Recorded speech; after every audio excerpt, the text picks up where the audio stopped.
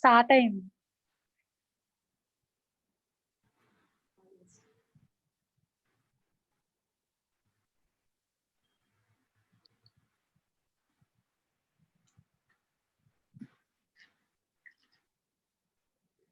Dr. Anuradha J Tadakamalla Garu is a renowned art historian, research scholar, and an academician who has learned the intricate nuances of Kuchipudi and has done extensive research with regard to evolution and stylization of Kuchipudi, especially focusing on various aspects of footwork and facets of Abhinaya.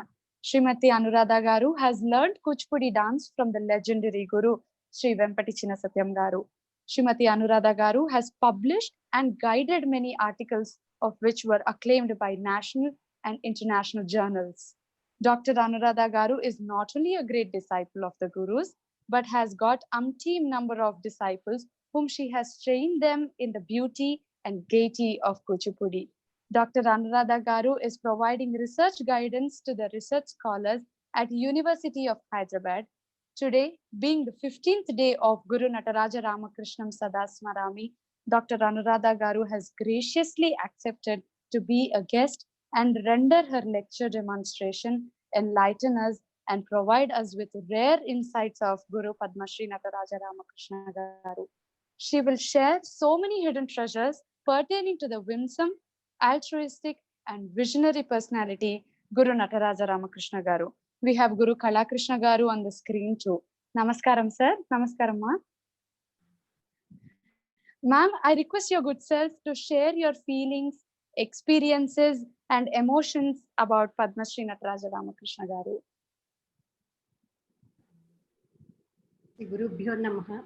In fact, I bow to all my gurus, including Guru Nataraja Ramakrishna Garu, because I have learned from Vedantam Jagannath Sharma Garu, and then Chinta Radha Krishnamurti Garu, then Srimati Shobha Naidu Garu, and then went on to graduate more in dancing with Vempati Chinna Satyam Garu. And at the university, of course, there were stalwarts like our great Nataraja Ramakrishna Garu, Ponandi Sri Ramapparao Garu, Arudra Garu, and such great stalwarts in the university. In fact, it is very difficult to talk about Guruji, Guru Nataraja Ramakrishna Garu, because my association with him is not just at the level of being an academician, at the academic level. It goes both at the personal level as well as at the professional level when you talk about it. I was actually, my father was a friend of Nataraja Ramakrishna Garu much before my birth. In fact, it can be traced back to the 60s, 1960s, when Master Garu used to reside in Chikadpalli. And you know, Chikadpalli and the area that we have around Tyagaraja Gansabha of today, a 5-kilometer radius area used to be known as the elite educated area at that particular point of time, wherein there used to be several middle class educated elite and also connoisseurs of art. And the famous Addala Meda of Master Garu used to be just behind Tyagaraja Gansabha. And we used to reside on the main road of Chikadpalli, which is just walking distance from there.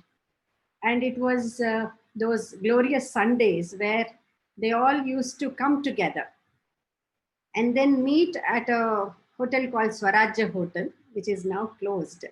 There, a few of his friends and Master Garu, including my father, Lakshminarayan Garu, they all used to sit together, have their breakfast on Sunday mornings, and then go back to Addalameda and continue with the discussions on various topics pertaining to dance, music, literature, whichever comes as a topic on that particular day. In fact, after that, of course, we actually went from Hyderabad to Guntur, and then my learning continued in Kuchipudi with Kuchipudi Gurus. But it was in 78, around 78, 79, that a mutual family, extended family friend of my father and Nataraja Ramakrishnam Garu was celebrating the wedding of his daughter. He was his daughter was Balakka. She's our extended family actually. She's a doctor. So on her wedding, I was already performing by that time. Uh, and then during the wedding, it was, I think, 76, 77 or much years around that. So I performed during that wedding celebrations, and Master Garu happened to witness my performance. And that is the time, actually, he wrote a vague letter to my father talking about the greatness of the Telugu dance traditions and saying that your daughter is very bright and performs so well. But it is not just performance that is needed for any artist. An artist would be complete if he or she actually is an as is adept in both language and also music, because music becomes the basic foundation for a dancer, because she or he need to enjoy the music when you're venturing into performance. So that is the time that we realized that we need to be also be getting into music, learning music and language. This is I'm narrating this to say that Master Garu actually wherever he saw talent. I was into Kuchipudi. I was not doing any of the other art forms like Master Garu has rejuvenated at that particular point of time. But wherever he saw talent, he actually uh, saw to it that it comes out, and he gives the best of the advices to this child who is dancing. So after that, we came back to Hyderabad in 1980, and I joined the Kuchipudi Art Academy because I was already into Kuchipudi and continuing to practice Kuchipudi. So when I was doing that, my practice continued, and he used to come for my performances whenever there was an opportunity, appreciate it, and also bless me and go. But my very close association with him actually is basically when I joined University of Hyderabad as a master's student. We were actually this particular school of which is called as Sarojini Naidu School of Performing Arts, Fine Arts and Communication. Now it is called Sarojini Naidu School of Arts and Communication in University of Hyderabad. Was the first university in the southern part of India to have started a master's program in dance, theatre, fine arts and communication. And it's a beautiful combination of communication and the other art forms. And this was a brainchild of the then Vice Chancellor, Professor Ramakrishnam Sadha. In fact, he started the school, and a master's program was introduced in 1988. And that was the year that I completed my graduation from Women's College in History, Political Science and English Literature. So actually, because of these kind of associations that my father had with people like him, that he was always used to tell me or encourage me into getting into not just performance, or encourage me to go beyond performance and also go academically into dance, study something related to dance. And that was the year when I finished my degree. We were thinking that I should go to either archaeology or literature or some other related area where I can also work on dance, subject related to dance. So when this was happening, this particular school started, and I got admitted into this University of Hyderabad's Sarojini Naidu School as a master's student. And when I was doing my master's, I think it was in the third semester, that Vardhanthi Krishnamurthy Garu somehow convinced Master Garu, because Master Garu was never associated with any of the institutions except the institution that he has started. Because he thought somehow that he cannot fit into this kind of a structured, institutionalized system, because he's such a visionary, such a romantic, person who romanticizes everything, who is so sensitive about several things. So, but somehow Vardhanthi Krishnamurti Garu, when he started the school, has somehow he's seen to it that the best of the gurus come to this particular school, because the first few years is what is very, very important, and if the foundation is very strong, he was convinced that the schools will really grow well. And especially in a university system, a system which is higher learning area, that is a place of higher learning, a university, which doesn't just need a person, a practitioner coming and repeating and training somebody in something and then going off. It is not that. You have to open up the mind of these youngsters who come to this master's program, and also give them a kind of lay down a path on which they can further go and fly. That's what Vardhanthi Krishnamurti Garu thought of. And then that's how he made Professor Ponangi Sri Rama Apparao Garu as the first coordinator of this school, because Ponangi Sri Rama Apparao Garu was the one who translated Natya Shastra into Telugu. But for his translation, we don't really have any access to Natya Shastra. And he wrote extensively. He is a great scholar himself. He knows in literature.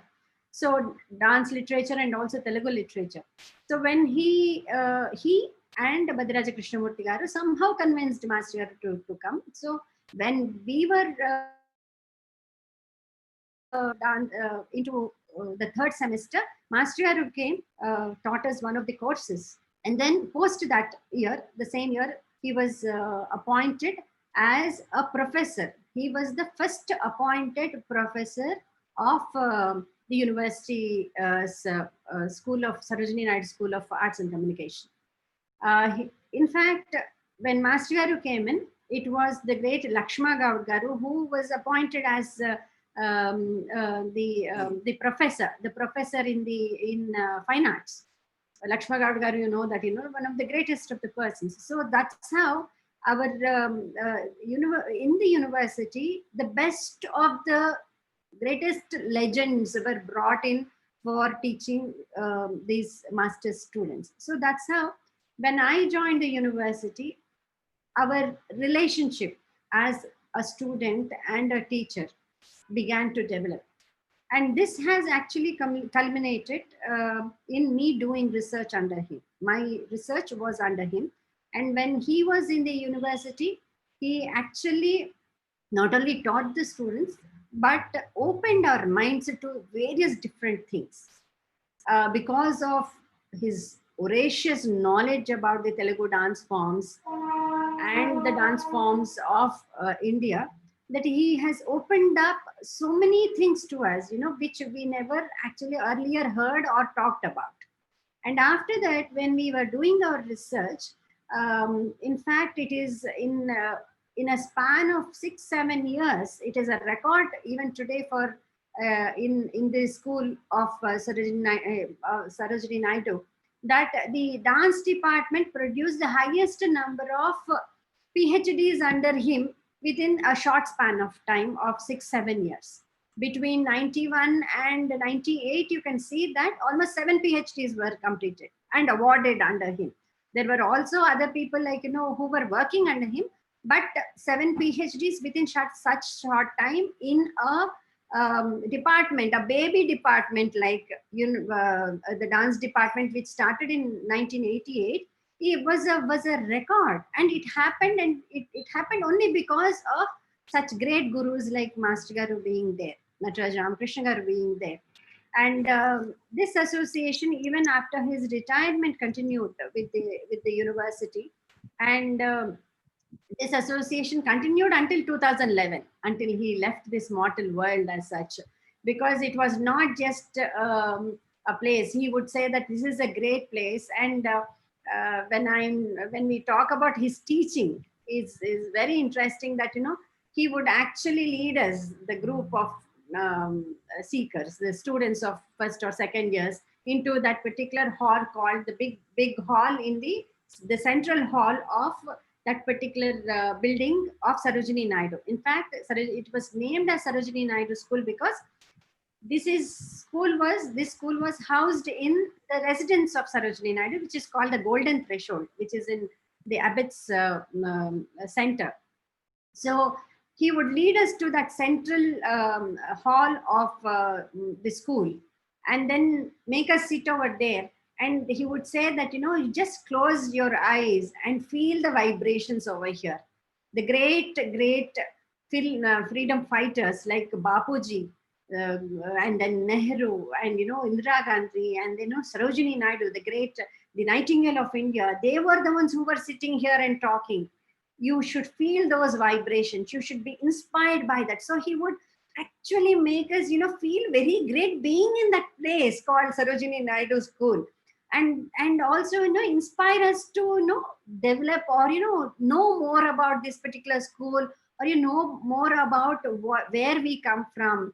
And his way of teaching was very, very different. You all would have experienced as direct disciples, like Kalakrishna Garu, others are all there. But it was not just teaching. He would just start with a particular question. And then he would ask you, where are you from? And things like that. Do you know about this particular temple around your place? The history of your place and things like that. And he would say, that's how he would say that, he would not, because we were all young, 20 into late, 20, 21-year-old youngsters, all of us were. And there were also, first batch had senior students coming in because first time the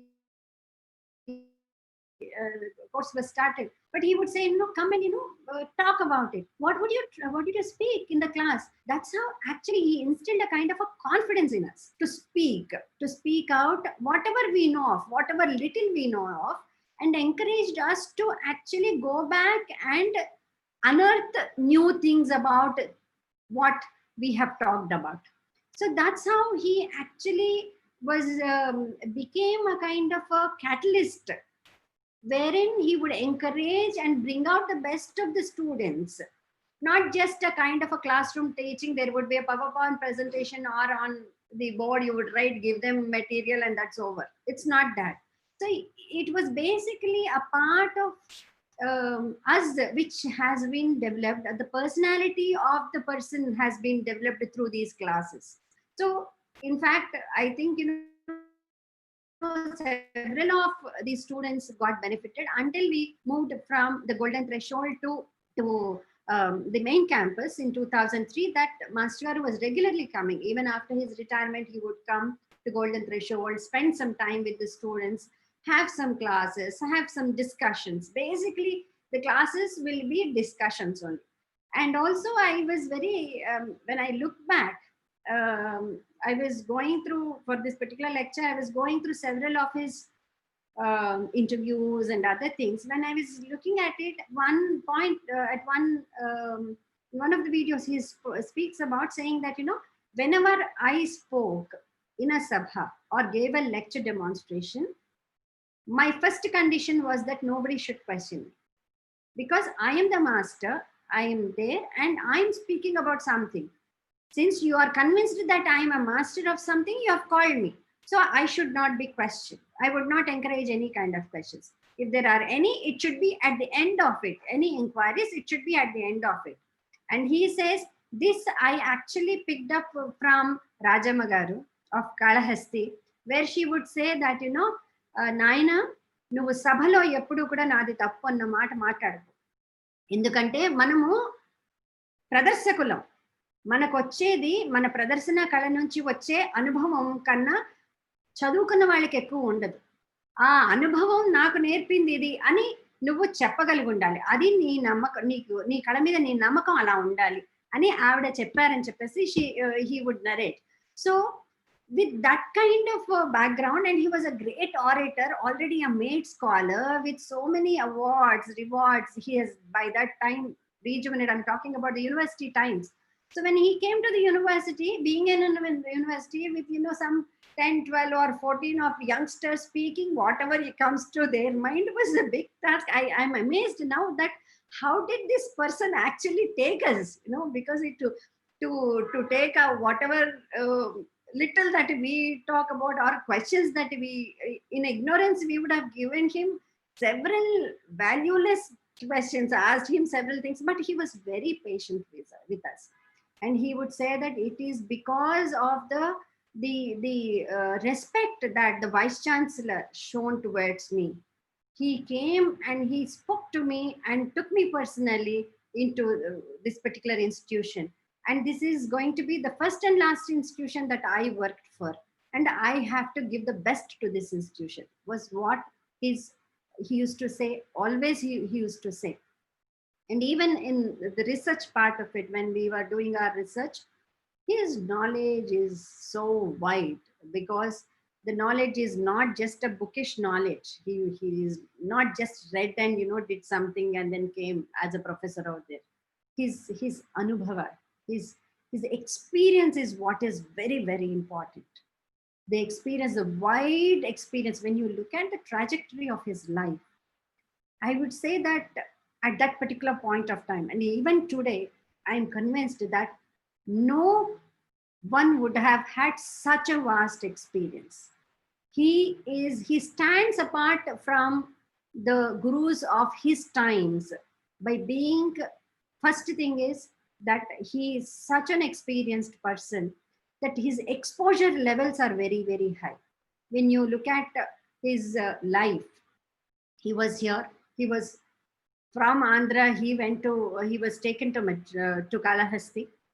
His brother has taken him to Kalahasti.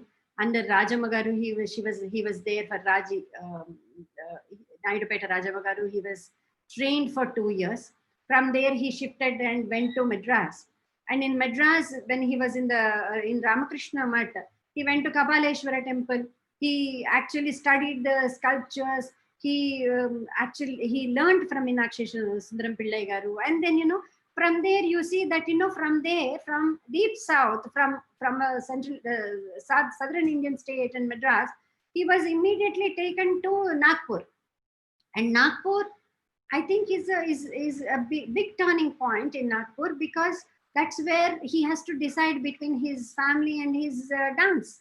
So when he decided that he would pursue dance, and the kind of experiences that he underwent as a person, without any support, trying to make himself sustain in that particular field of dance. In fact, those years were very harsh. In fact, Master Garu, I did a 3-hour interview with Master Garu for the archives of All India Radio, would say that, some days used to just go away like that without me having a full meal. Okay, maybe I would sustain on a roti or two. And when it was very, very cold, I used to have a coat kind of a thing, and then I used to actually cover my torn robes used to be there. My kurtas used to be like that. Cover it with a coat kind of a thing. So those few years were real testing times for him. And now when you look back, I think he has learned a lot through those years. And of course, glory came to him later in part of life. But those formative times were really important for him, because under Rajamagaru, we learned the value of art.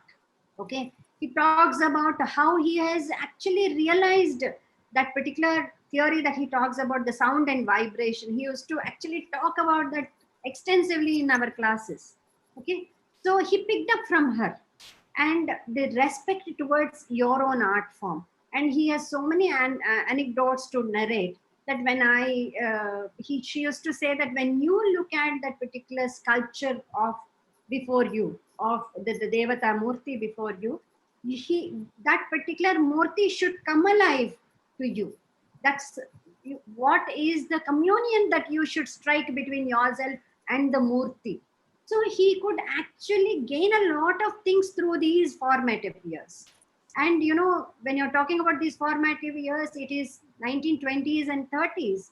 30s is a time where a lot of things happening. The Devdasi Abolition Act has come. There are great institutions that were coming up for dance, and people were talking about the greatness of our own culture and art forms.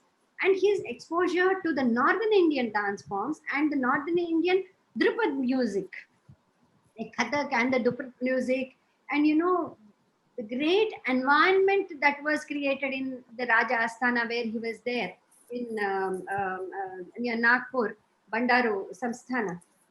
Bandara Samsthana, yeah. 1 minute. Yes. I'm sorry to interrupt you, but here at Nagpur, when he was in Nagpur, the experience I want to explain. He wanted to go to learn Kathak dance outside, but he was staying in the Ramakrishna mission. It was very strict. After 8 o'clock or 9 o'clock, they closed the hostel. There is no food for them. But once Swamiji was there, because after watching his attitude and interest in the dance and everything, and he used to keep food separated for him, and he was The waiting. warden used to, yes. He was waiting for him when he comes, and I have to give him food, and I have to slowly, not anybody was watching. So he was giving food, and like that time, because I am very fortunate, I saw that Swamiji when we went to the Dwaraka. We performed in the Ramakrishna mission, and when we are coming back with our luggage to railway station, then immediately we got a call from that Swamiji, who is there, and then Nataraja Ramakrishna. He said, go, ask them to come back. I want to see them. So we were there, and he was saying about Nataraja Ramakrishna, how he suffered without food, how he suffered without clothes. When his father went to there and scolds him, how he was feeling. And he was explaining about his fingers, how Nataraja Ramakrishna's fingers was like this, like this. He used to do all these dedicated movements. How is he now? But he doesn't know that that time he passed away. So when we expect, because that kind of suffers he had, and that we fortunate, because you are saying about Nagpur, and when he came to Bandar Samsthanam, he got all the facilities. Yes, all the facilities. So when he actually, the kind of environment that was created, especially the challenges that he faced during these periods, it's not very easy. Even if Bandara Samsthana, the Raja has called him and given him a kind of a space and also the comforts, what happened was, every time when he has to perform something new. He was given all the support of musicians and things like that, but the demand was that you have to do something new every time. So when that is there, it's a challenge. It for us to sustain and also impress your own patron was a big challenge at that particular point of time, because the patron owned you almost. Saying that though he was a connoisseur and he had a great respect to the artist. This kind of challenges are the ones, I think, in the formative years itself he has faced these challenges, and then grown beyond a particular, and that actually is one thing that has made him stand apart from the others, where he never ran away from challenges. When you see this trajectory, it's never ran away from these challenges. And at the same time, he actually tried to develop and imbibe everything that was there around him. So that's how he enriched his own art form. He enriched his music, the way he looked at the literary genres that are there. And once he left Nagpur, and then decided that he should come back to Andhra. He has to come back to his own motherland, Telugu country. When he was wanting to come back, he just did not pack off and come here. In fact, he actually, before he started from Nagpur to come, decided to come to the Telugu country, he actually had a kind of a roadmap before him. Like, because he says that, he has corresponded with Parvatisham Garu, Vedantam Parvatisham Garu of Kuchipudi, much before he came to the country. He corresponded with Ayanki Tandava Krishna Garu, who was then a great lawyer, a great connoisseur, himself a Kuchipudi dancer, wrote extensively on Kuchipudi. So that those kind of persons that he actually contacted. So when he was already trying to lay some kind of a pathway for himself before he actually landed in the Telugu country. And his major desire in life was to actually make the Telugu art forms, rejuvenate the Telugu art forms, and tell the nation, mana jati garvinchadagga ani. Every time when he talks, he would, any speech that he says, he would say that mana jati garvinchadagga and Telugu jati garvinchadagga. So he actually is very proud of the Telugu land where he belongs to. So when you look at this person, he came with a mission back to the Telugu country. And of course, after that, he first landed in Nellore and then stayed there for 3 years. Then he went on invitation of Vardhanthi Bapiraj Garu first to Visapparao Garu, first to Guntur, stayed there, and on the invitation of Vardhanthi Bapiraj Garu went to Vizag. So he actually, from the one end, he almost went to the other end of the country. Meanwhile, he made lot of contacts. When you look at him, he was once he landed here, because until very recently, we don't really know where he is from, who his parents were, because his father actually said that he should not talk about his own family if he is choosing dance as his career. So he stuck to that. And until 2006-7, nobody knew where he is from. A kind of a mystery shrouded around this life of Nataraja Ramakrishna Garu. He is a kind of an angel coming from Bali Dweepa. He is a prince coming from Bali Dweepa. And I will show you some of the photographs, he really looks like a prince. Okay. So that kind of a demeanor he had. And that kind of a person coming from a far land like Bali, and then dancing both the northern and the southern traditions, combining both of them, and trying to bring out the greatness of the Telugus, the greatness of the dance, he's a great orator. He speaks so well. And when a person who speaks so well, no artist of that particular point of time could speak Hindi, Telugu, and English. Even Marathi he was speaking. So a person like that, that's how he stood apart from the others. So once he is into Andhra, into the Telugu country, he actually had connections or spoke or interacted with great scholars. That is another great asset that he had. He is a learned person, could easily interact with great scholars, and also could easily connect it to whatever they were trying to tell him. So that's how he says when he was in Guntur, because Visapparao Garu was there. By that time, Visapparao Garu already translated or already published Kshetraya Padalu book. It seems he was the one who gave this book and said that, Ramakrishna, you're so good in your abhinayam. Your Satvika Abhinaya is so good, and you're the one who is a learned person, probably can get into this great work of Kshetraya and go deeper into the Nayikas of Kshetraya. You should actually make an effort to popularize these Kshetraya Pradas and also see to it that how best they can be performed. Okay, so that's how he was initiated into the Kshetraya Pradas. And Jamalunaka, Madhavaraya Sarmagaru, and such people are the ones who were his friends, whom he was interacting with. And from there, when he went to Vizag on the invitation of Vardhanthi Bapiraj Garu, they actually started an institution, Kshetraya Pada Archana Samiti, and that's what was also the name of his own institution also there when he was at youngsters in Vizag.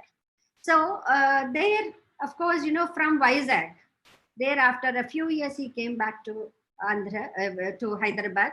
That was around 54, 55, I suppose. 49. No, 51, 52. No, 53 he was already there in Vizag, because you have Vedantam Lakshminarayan Shastri Garu writing a letter to him, lauding the performance of his students Uma Rama Rao Garu and then Sumati Kaushal Garu, and then saying that they were trained under Nataraja Ramakrishnam Garu. So from there he came to Hyderabad, and you see that his mission in coming back to Hyderabad also fructified, because immediately after the formation of AP Sangeet Natak Academy, he was actually invited as one of the members of AP Sangeet Natak Academy. So from there, I suppose there was no looking back for Master. This I'm saying because he actually from Cuttack, he says, from one part of from Cuttack to Adilabad, and from one Dharmapuri to the other end of I have traveled. He met as many living Devadasis as possible at that particular point of time, the last Nartakis. He met all the folk artists. He actually did not leave anything unturned.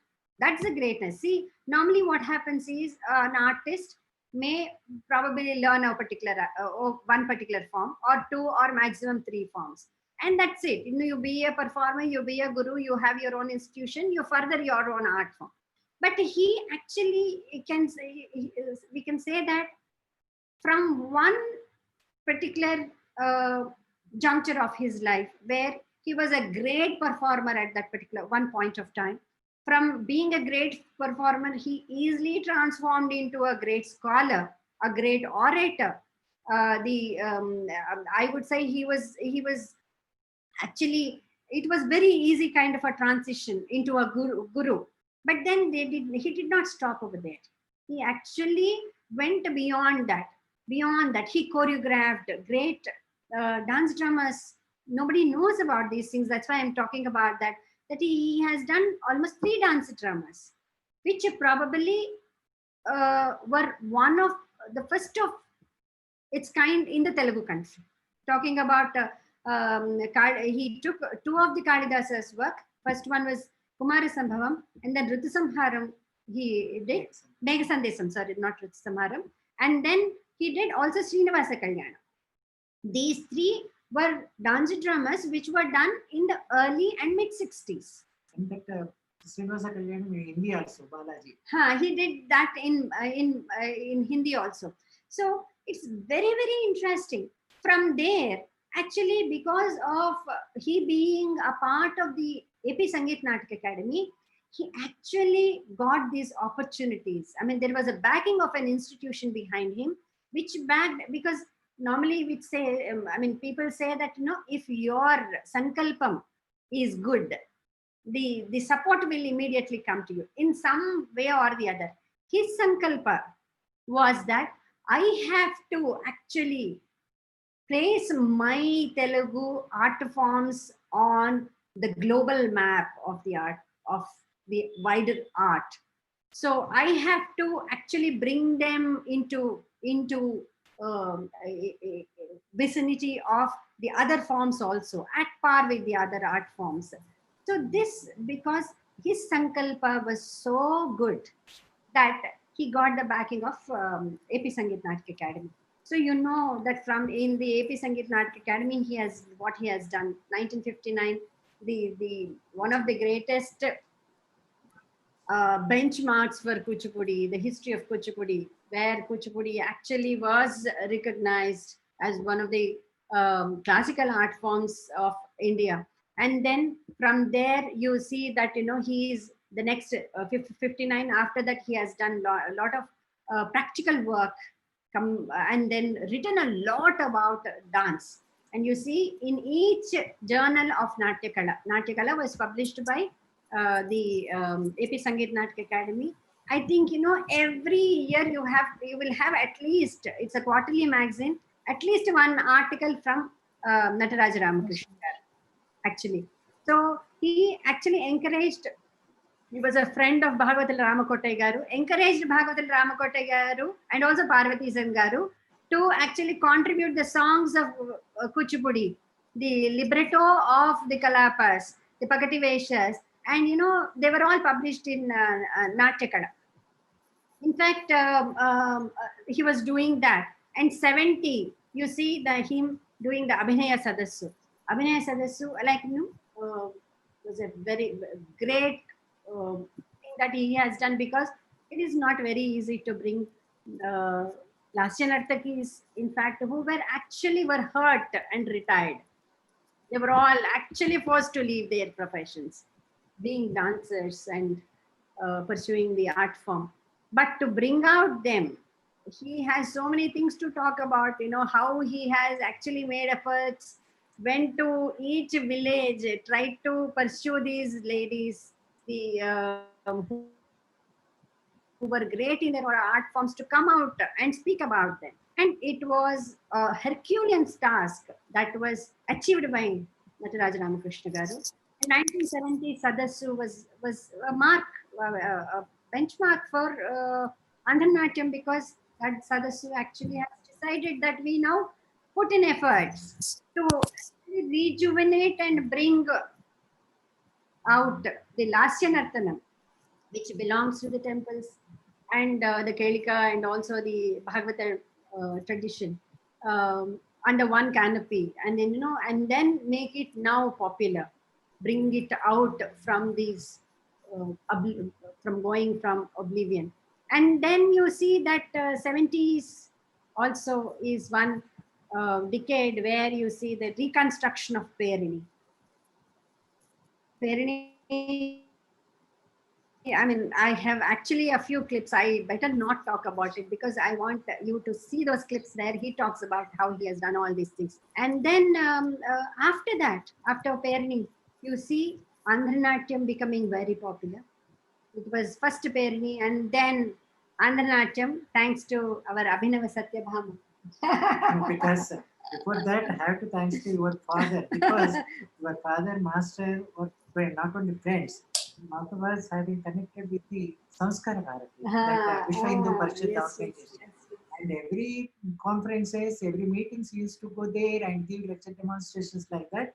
And your father also took everywhere, and your father along with some other friends, IVS Murthy and other friends. That's what. So with them, he went all there, and he's having that kind of connection and that kind of culture, and that also it used to him. And before that also, you told about your association with the university only. Before that also, you have association with Nataraja Ramakrishnam since 1980, because when Delhi University was organizing a Sadassu, Yes. Dugrala Jagadamba was there, and you came and AP Sangeet Natak Academy. Actually, I will tell you, this was that Telugu University, Dorampata. No. Much before that, 80 I came here. There were, I don't know which, I was young. I was in my 8th class. So they suddenly said that there are some interviews, screening going on, and selection of artists is being done to for a Abhinaya training program. So they said that that I have to go and then, you know, see whether I can be one of the participants and go for these selections. So suddenly I went, and it was for the selection. Our Jagannath Sharma Garu was there, my first guru, Vedanta Jagannath Sharma Garu, Nataraja Ramakrishna Garu, both of them were there. And I was small. ఏం చేస్తావమ్మా నువ్వు, ఏం నేర్చుకున్నావు నువ్వు అసలు? He's very, you know his way of talking అంటే, I was భామకలాప నేర్చుకున్నాను నేను చేస్తా. ignorance టుదే అనమాట. భామకలాప నేర్చుకున్నావా, అయితే చేయను. There was a small, it was in the conference room of Ravindra Bharati. So I just went, They started, said, my father, somebody who came, father came or somebody came, and then he said, recording undi, record chesamu, we'll have that music played. No, అలా వద్దు, నువ్వు ఒక పని చెయ్యి, నువ్వే పాడుకుంటూ చేస్తావా అని. చేస్తానండి. వాట్ ఎవర్, అంటే ignorance is bliss there, because I don't know who these great people are. They sung and then danced. Then they said, అమ్మా అంత బాగుంది కానీ యాక్చువల్లీ ఈ పర్టికులర్ ఈ అభినయానికి దీనికి 18 ఏళ్ళు అన్నా ఉండాలి, నీకు ఇంకా 13-14 ఏళ్ళు కూడా లేవు, కానీ నువ్వు మరి నేర్చుకుంటానంటే నువ్వు స్కూల్ మానేసి వస్తావా? నేను స్కూల్లో పర్మిషన్ తీసుకుని వెల్కమ్ అని చెప్పేసి when we say that was Dugirala Jagadamba Garu, who was the teacher then. Dugirala Jagadamba Garu, she is from Mandapeta. So she actually had 3 months training at that particular point of time. And she actually trained me along with the other selected. They were all actually youngsters of 20-21 age. And then she was teaching them padalu. So she said, నీకు కొన్ని పదాలే నేర్పిస్తాను, శ్లోక అభినయం మాత్రం నీకు సపరేట్గా నేర్పిస్తాను, నువ్వు వీళ్ళందరితోటి రాకు, పొద్దున్న వచ్చి నేర్చుకొని వెళ్ళిపో, వీళ్ళ క్లాసులు నువ్వు అటెండ్ అవ్వదు. I never realized what it was, but now I realized that they were doing Vagaladi Ninu Cherura, the Varada. And I very vaguely remember that in some context of that padam or some other padam, that there were, of course, there were very mudras which were Shringara. Vagaladi Ninu Korera padam and Mundati Vale both of them. And Kanto Yasyati Dura Deshamiti. Because that time I was there, I remember you are coming with your bag and school dress and you are going away. So I remember that. So because she was teaching some of these hastas and then Rati hastas and Shringara oriented things, she didn't want me to be a part of the larger group. So I think Manjula was also there in that group. So I used to come and then go. So that's how actually when he saw talent, not just he was a friend, but he was a taskmaster, especially during my PhD. He would actually shun me of saying that as if you feel that you really don't know anything. So finally my work came out well because of such kind of a constructive criticism that I faced from him. And post my PhD, I think my bonding with him has deepened, because I was also a colleague. I joined as a 93, I joined as a lecturer. I was assisting him. He would ask me to sit for each course. It's not only just the inputs. He would say, first class should have this. They should. It's kind of a pathfinder, like where I go from one class to the other, what kind of details need to go into this particular coursework. So for each course, there were 16 courses. For each course, he used to insist that there should be a kind of a laid out structure. Class by class, everything need to be done. So that's how he actually structured the system in a way, in his own unstructured manner, I would say, because we don't know what he would speak once he comes to the class, his mood. But now I see that was an advantage for us, because when we were sitting and you don't know what will happen, you're not prepared, and suddenly you're thrown into it, and there the actual thing comes out. You keep on thinking about it and all. So that's how it happened, and our bond deepened when I did Andhanatya Yajnam. I did the somniate for that. She doesn't know anything, because after that winning of that court case, we had 9 days dance festival. She was there. Even before that, when we had the Natyotsavas of Sangeet Natak Academy, Nrityotsavas, there were 3 consecutive Utsavas that happened in 93, 94 and then 97, I suppose. So there were 3 major dance festivals of Andhra dances. Besides Kuchipudi, we had the other Lasya Nartakis coming in and performing. And then there were actually great lecture demonstrations in the morning, where we could see the greatest of these performers coming, talking and demonstrating on the stage in the mornings. So that was a big exposure for us. And the brain behind all these things were, of course, Master Garu, and Vempati Garu was also there, and also um, Mudala Nagabhushan Sarma Garu was there. Actually, he was the one who was Apparao Garu. They were all advisory committee. And we were all those chota chutkus running from one place to the other, trying to do a lot of things go around. So these three working in these three. I think at that time only he asked to write all the reports. Whatever We used to write the reports. All the MA students, you and we used to sit and then you write had to write reports the on report that. for about this. All that. He used to make us do all that work, and that is kind of a great training for us. Besides that, 94 St. Dominic's school Festival. The festival was Sadhas. a big Sadhas was a big eye opener for us, because on stage there itself you can see the great stars that you see. I mean, Anuradha Garu and such people talking with full energy. And sometimes they would get into a kind of an altercation with each other, and we used to, when they get into that kind of an altercation, it goes to that particular level, and then we used to be frightened seeing all these great people coming there and talking. And then it's basically, once that particular, it's on the subject that they were talking, and it would go to the highest possible kind of, trying to say that you are right and you are wrong and things like that. But once that Sadasu is over, they're all together, sitting at a common dining table, eating together, talking to each other, and being, very lively. So that's where we have learned that Vardhaya Vardhate Vidya. Only when you are challenged, or when you're talking about, if you have to progress in your own knowing or knowledge and things like that, you should be challenged, and also you should be in a position to challenge others.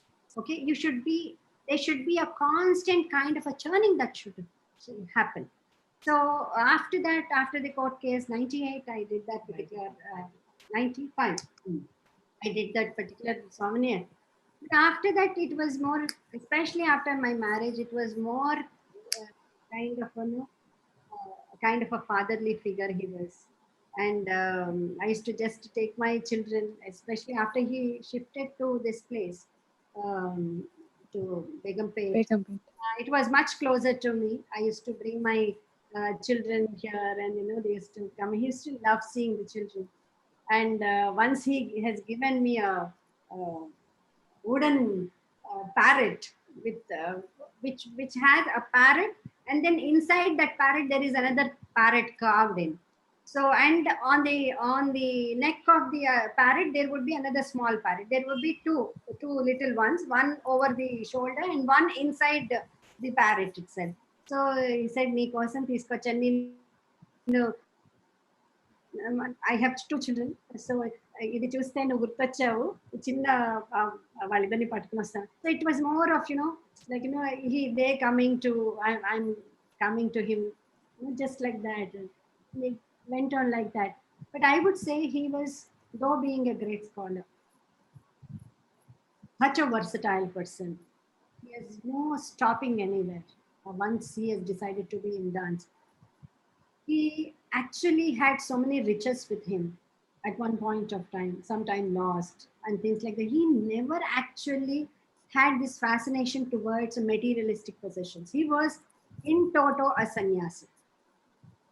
He would say that I am a sannyasi in white robes. That's what he practiced in his life. I would recall that when I was doing my PhD, I suppose, once he was in Chikatpalli at that time, it was midsummer, it was very hot. I happened to go there and knocked at the door. He was in the second, there were three rooms in a row. He would sit in the second room, and there were also windows. So he would sit near the window and look out of the window, so he would see the person coming from there. So he was in the second room. It was a bit dark. So I knocked at the door. He said, "Evaramma, come inside." So I went inside. And I could, in the second room, I saw some water there. The entire room is filled with water. I was thinking that there should be some kind of a breakage of some water line or something like that. He said, Master Garu, ఇదంతా నీళ్లు ఉన్నాయి ఏంటంటే ఏమీ లేదు వేడిగా ఉంది కదా కాళ్ళు నీళ్ళలో పెట్టు కూర్చుంటే చల్లగా ఉంటుందని మొత్తం రూమ్ అంతా నీళ్ళతో నింపేశారు. I was taken aback. That was a learning for me, a lesson for me, because he would have easily afforded to have a cooler and also probably an AC also at that particular point of time. But he never bothered about all those things. In midsummer, he was sitting like that. And whatever he got, actually, he spent on developing the art form. I could see that no artist who came to him, either a folk artist or a classical artist, whoever is an artist, if he or she is an artist, will go empty hands from him.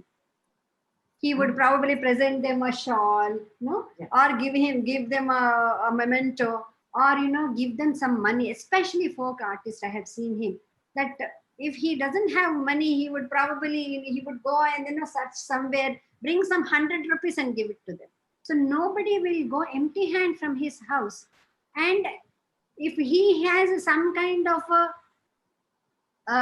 honor or some kind of this thing announced for him, where there would be some kind of money given to him as a part of that particular award, he would probably plan to expend that on some project.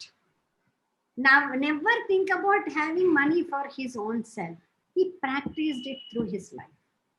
Because when you are saying about that water, and he used to put fan, and in front of that fan, he used to put that full of water with bucket, and he used to on that fan. So with that fan wind, the water will come and it will give some kind of coolness. So as you said, because he doesn't want anything. He never vied for desired any of such comforts for himself. Unless somebody forces him, he never had anything, very simple kind of a living that he practiced. So this kind of people are the ones. Whatever he spends only for the dance, sense, for further of dance, sense and further of dance, for furtherance of dance. And he would publish so many things, especially he says that one of his first, and he had a vision. It was not just a rejuvenation of these art forms, bringing forth the practice of these art forms, but he actually believed in documenting everything. This is what is a unique contribution of Master Garu, because one of his first works, writings, was in Nellore. When he was in Nellore, that was Rityanjali, which was actually serialized in Andhra Prabha. It was serialized. After that, he actually wrote so many books. Last being his Atma Nivedana. Last was Parishodhana, Atma Nivedana. Those are the last ones. Those are the last ones. So, in a lifetime, writing 40 books. Even today, see, for instance, to write a book, you wait for 40 years, I suppose. It is not an easy task. Because he wrote about all these things. Today, researchers are able to lay their hands upon things that are no more there. He talked about those great artists who actually are no more there, and we never had anything that is documented about them, neither visually nor in writing. Nobody bothered to write about them. So he wrote about the great artists. He wrote about the greatness of the Andhra culture. Dakshinachila Natyakala Charitra got the President's Award because it is such a kind of a magnum opus, brings in so many things. And in his choreographies, you can see that the north-south confluence coming together. We will talk more about his works now. I suppose I would stop here, because as a scholar, a lot of things to be talked about. We'll have a break with some photographs of him coming in. We can go about this photographs. Yes, we will talk about those photographs. The first thing is going to be a surprise for you all, because I think until now, some of his very close students know about his father. we thought that, father is not there, Guruji is not there, but there are certain links with Rajolu, his father's place, and then also with his mother Damayanti Garu, and Ramohan Rao Garu was his father. Damayanti Garu, she belonged to Kolanapaka of Nalgonda district. So there is from the East Godavari to the Nalgonda, there is a wedding, and then there is this product of Nataraja Ramakrishnam Garu coming forth. So the first slide, we would have a few photographs of him. Just browse through all of them. I don't want to talk too much about it. We will share.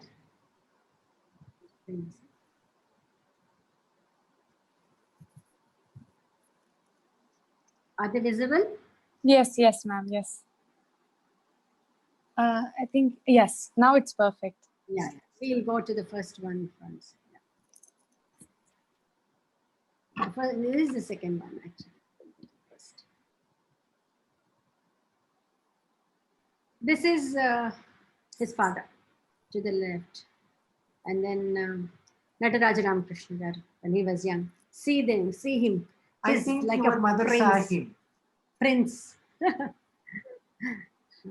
Your mother saw him, I think, because that time he was there, about 82, 83, he was there. Even 86 also he was there. Because This is Nataraja Ramakrishnam Garu in his younger days. See the brightness of his eyes, his smile.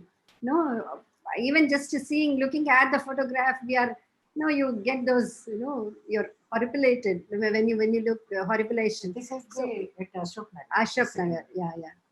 This is, of course, this one was when he was given the golden crown. To the left is that is one of the first and the greatest of the honors that happened to him in Vizag.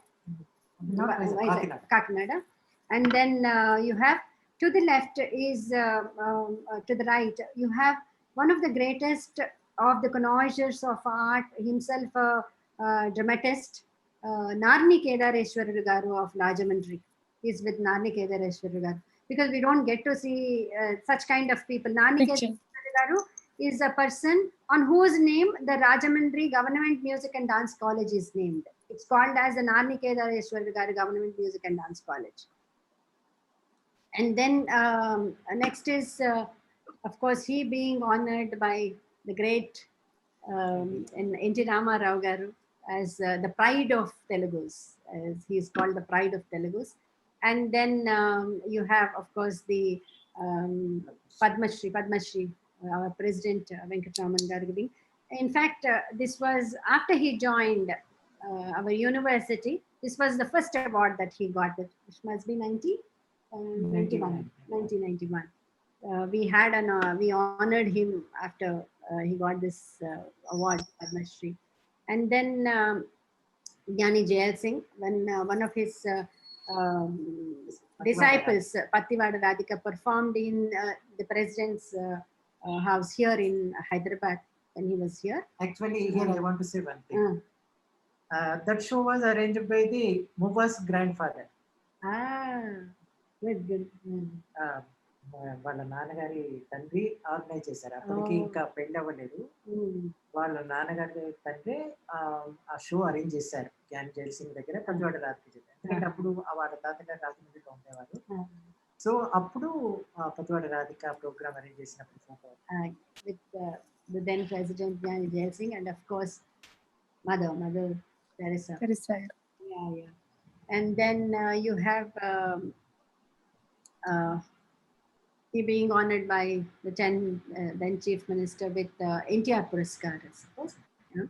Then you have Hamsa Award being given here by Rajshekar Reddy. I would say this award came much late. She doesn't like that. Then, of course, the Bangara Kalasham that he got for his production at the Kalidas Samaroh at Ujjain. That was the first time and probably the last time that a Telugu production got such kind of an honor. This was for the production Kumarasambhavam that he got. In this you see Pasala Surachandra Rao Garu of AP Sangeet Natak Academy. He was then the secretary or president, and then of course our chief minister then. This is Rotary Club.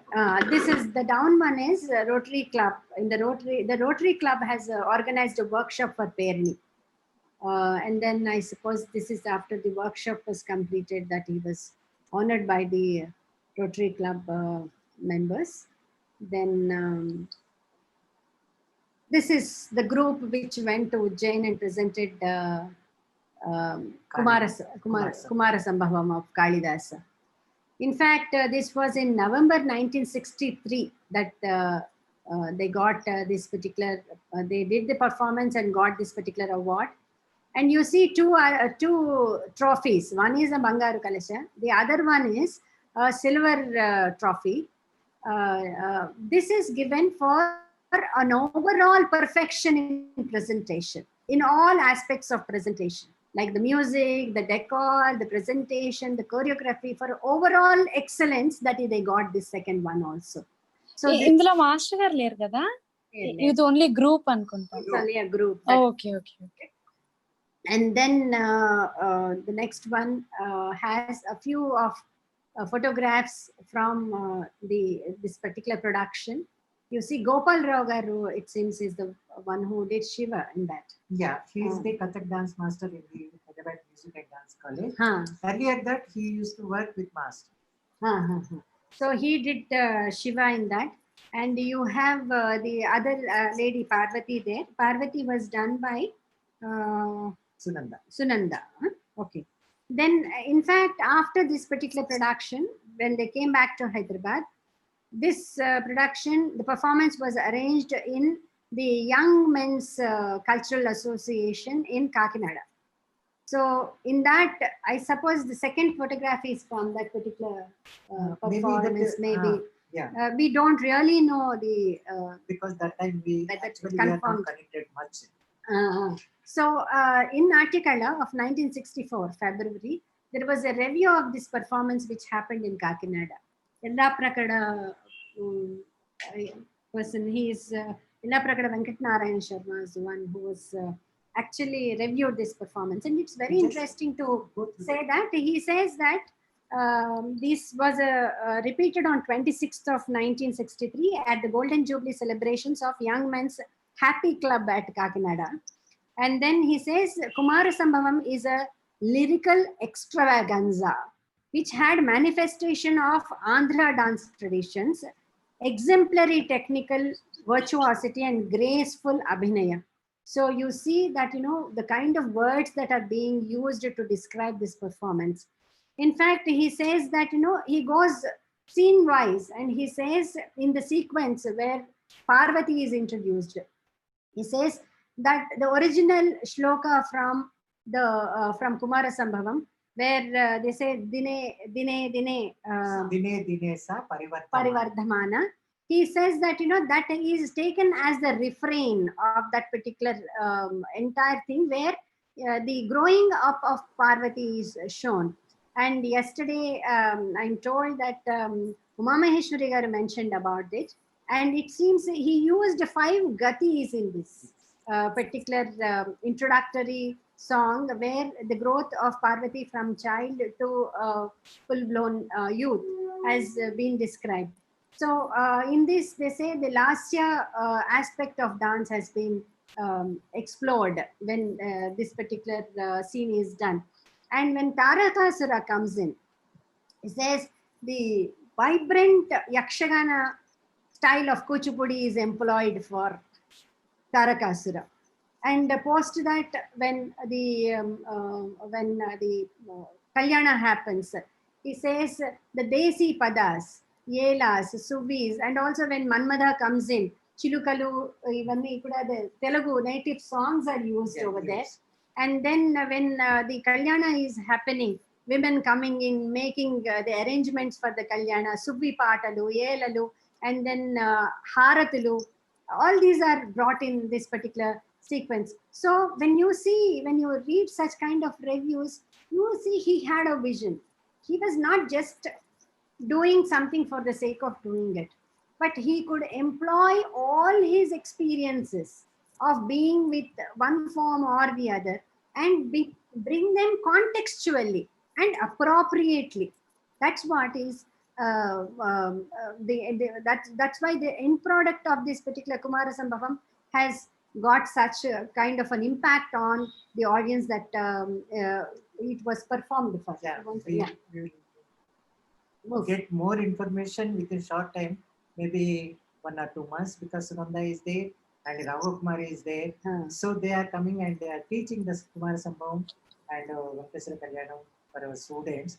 We'll get more information about these guys. Oh, I'm very glad about that. So next would be, one is from Srinivasa Kalyanam.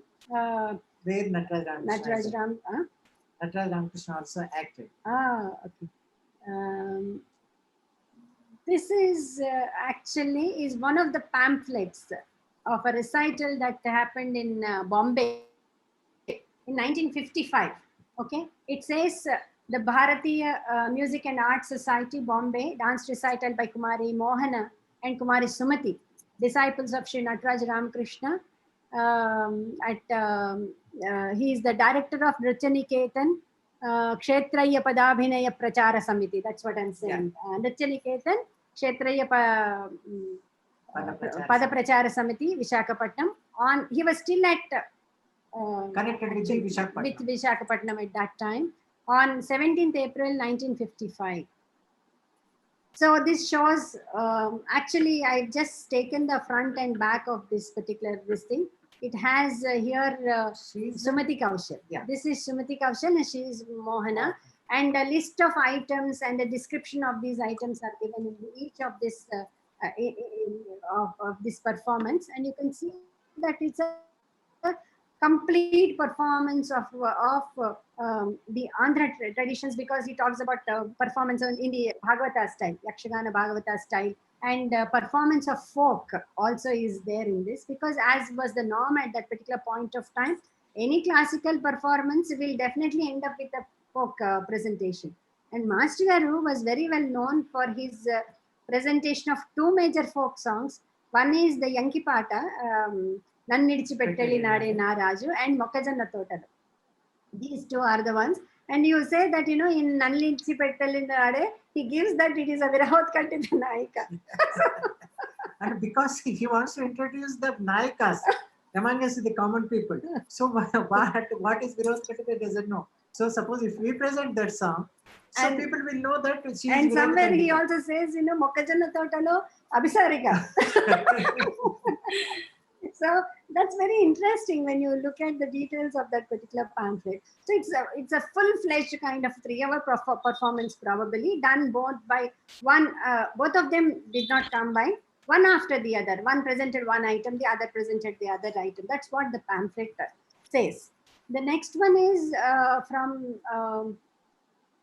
this is Perini. You have to the right is Sudarshan. Yes, the first of the Perini performers, and then you have this is I don't know Sunandagara. One of the very well-known. I mean, he actually used to mention this name to us several times. That he liked this.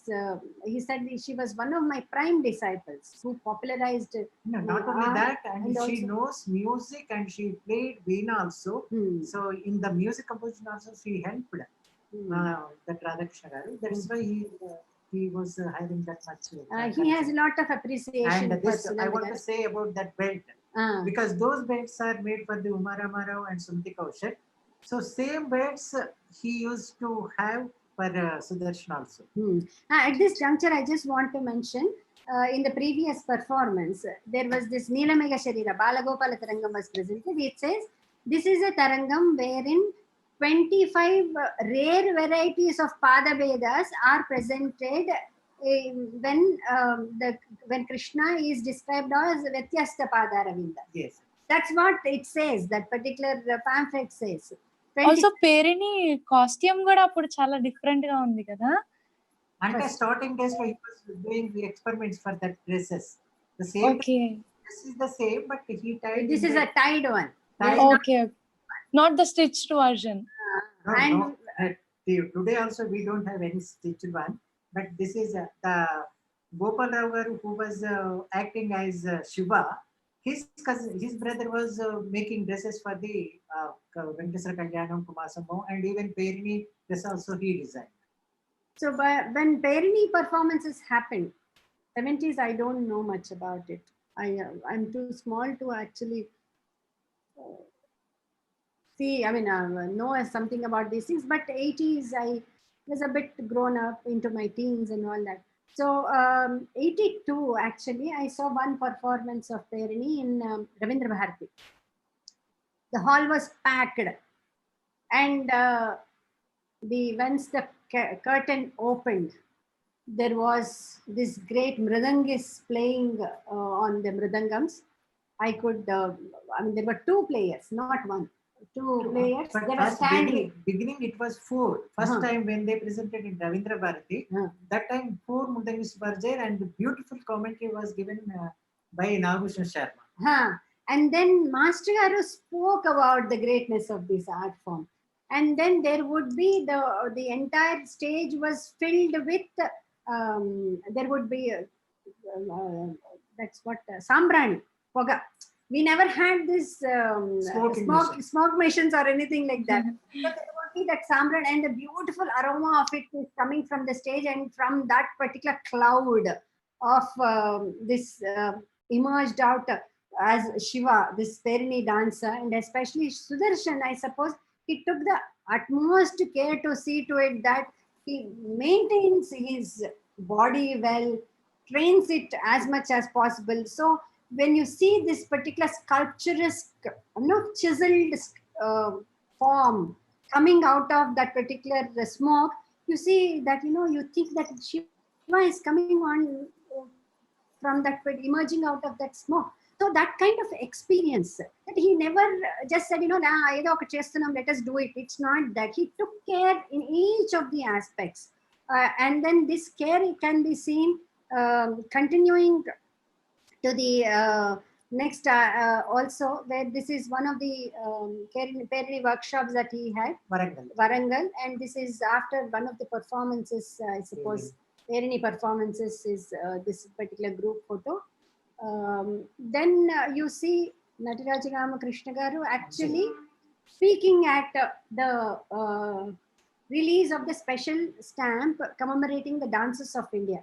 There were a series of 5 or 6 stamps released at that particular time in 75. This is with Anjaya Garu.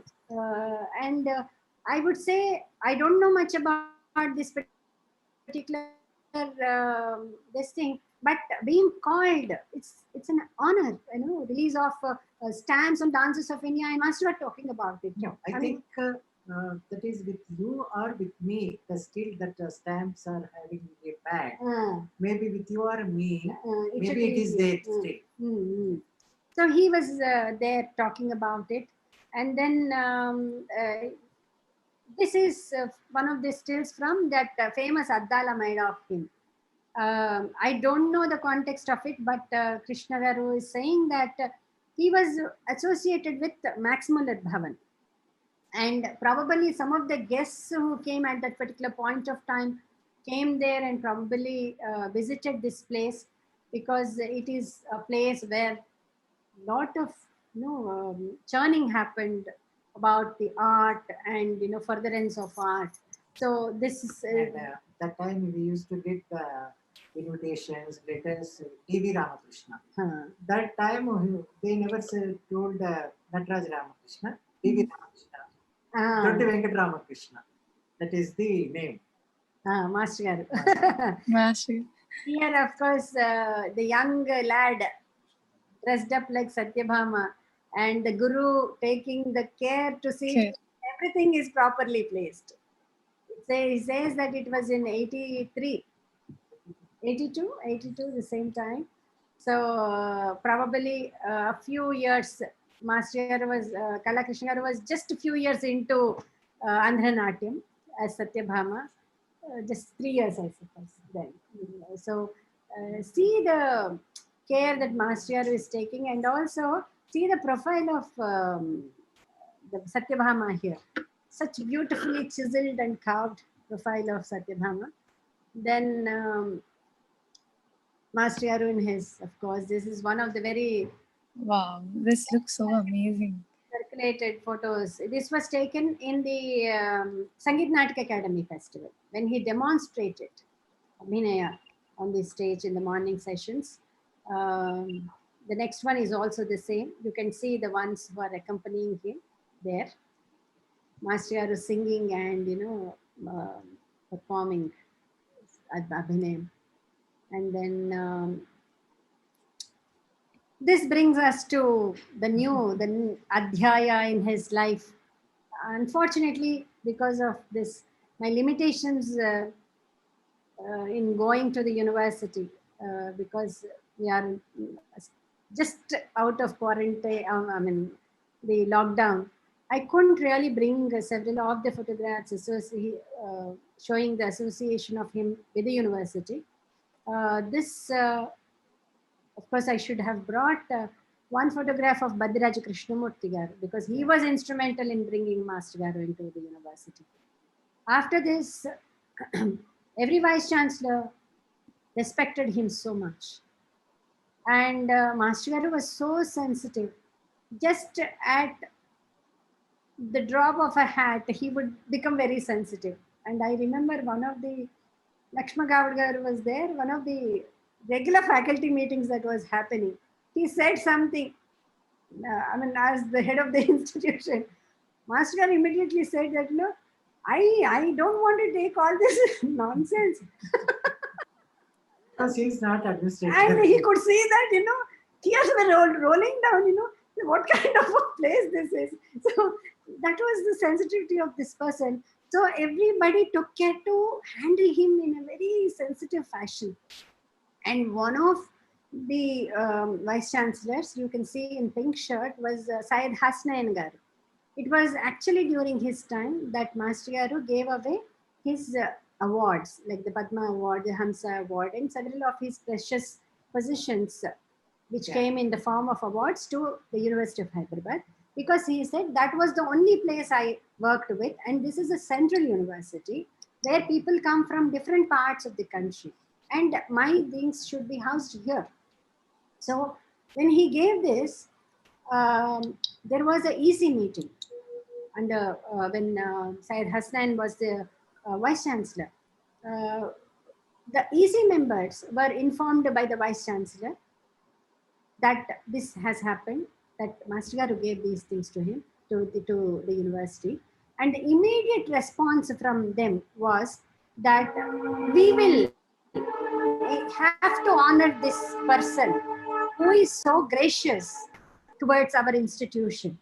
And I think nowhere in the history that we see a lecture being instituted in the name of a person who was still living. So that's how the Nataraja Ramakrishna lecture, annual lecture, has been instituted in the University of Hyderabad. And the Sarojini Naidu School conducts this particular lecture every year, bringing in great scholars and stalwarts in the area of dance. It started in the area of arts and dance also. We started with Kapila Vatsayangar. She was the first, he was still there. We had Kapila Vatsayangar coming and talking about art and art education. And then he was there even when the others, for 3 lectures he was there. Nice. After that he passed away. 2009, 10 and 11 he attended. Yeah. And then 11 was last. He did not attend. 11 was not there. So we had Padma Subramanian Garu coming and giving this lecture, and then Leela Sampson, and then we have Dhananjayan Garu, and then Jayant Kastuvaru Garu, who spoke, was the last person. And also people from theatre, Anuradha came, and then one art critic from painting came. So we have different people coming from different areas of dance and other art forms also, and giving this particular lecture. So Syed Hasnain was very fascinated by Master Gar, and he had the utmost respect to him. And then this was in one of the Kalapa. Huh? Actually, Master Garu was given, actually he was already given the doctorate by Andhra University.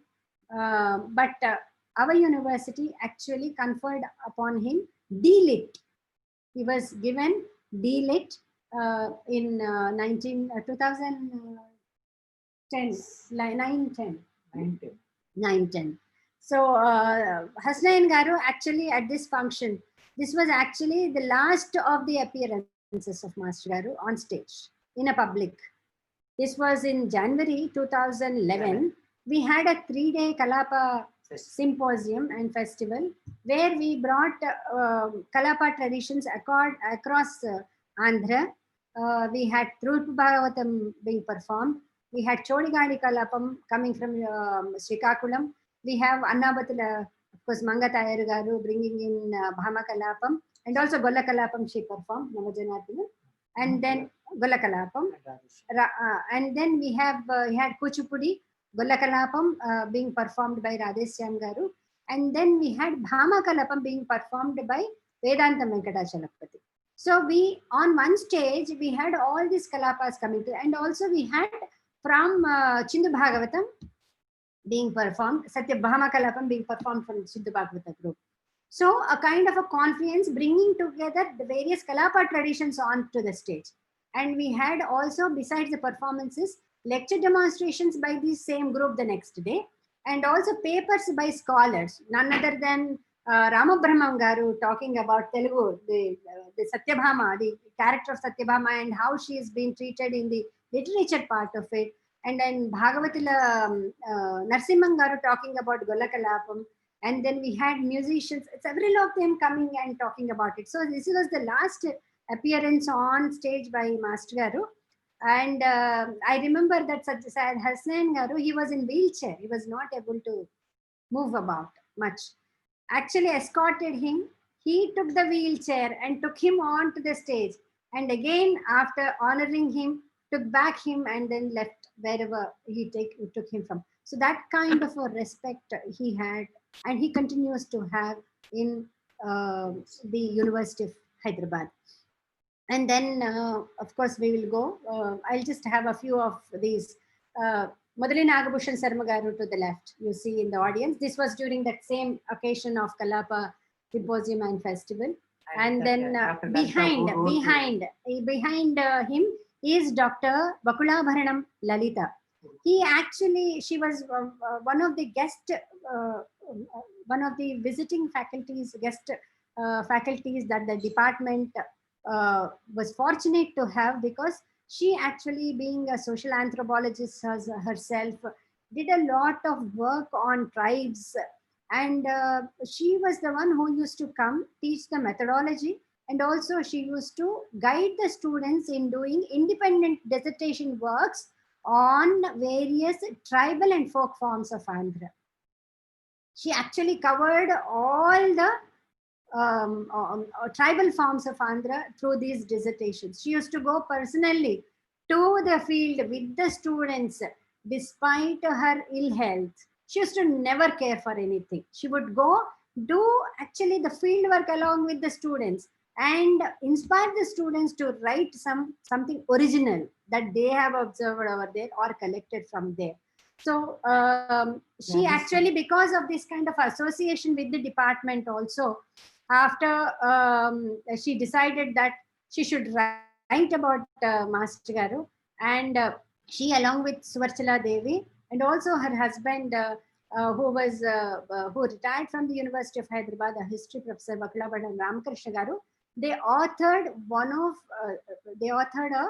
a biography of Nataraja Ramakrishnam Garu, which I think is the only authentic biography available to us. It is in Telugu, and she has really worked very hard to bring out actually the nuances of his life, his relationships, and how he has dealt each of the situations in his life. So this is They are the Gollakalapam performers.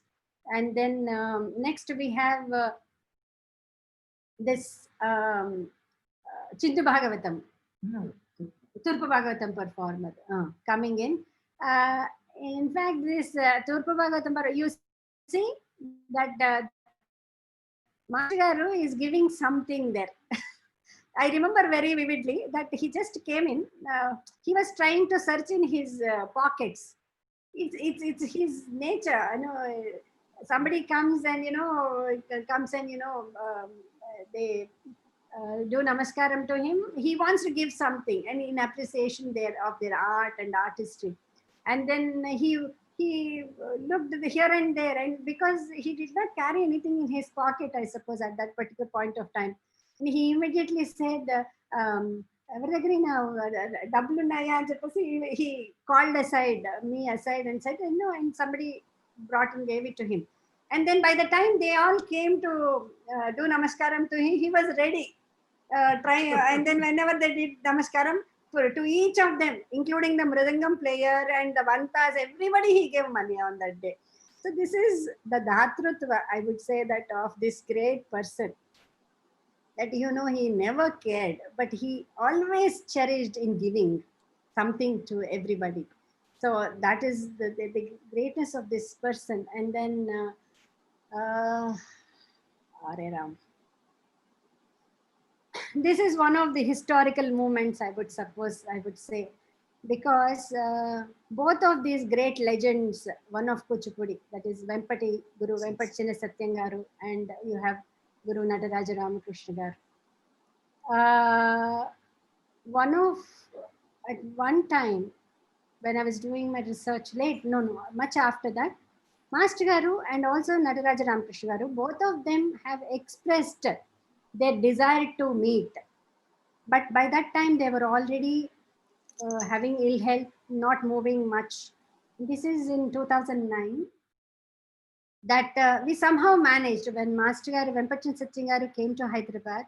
He was staying in his daughter's place. Amma also came at that time. Kameshwari,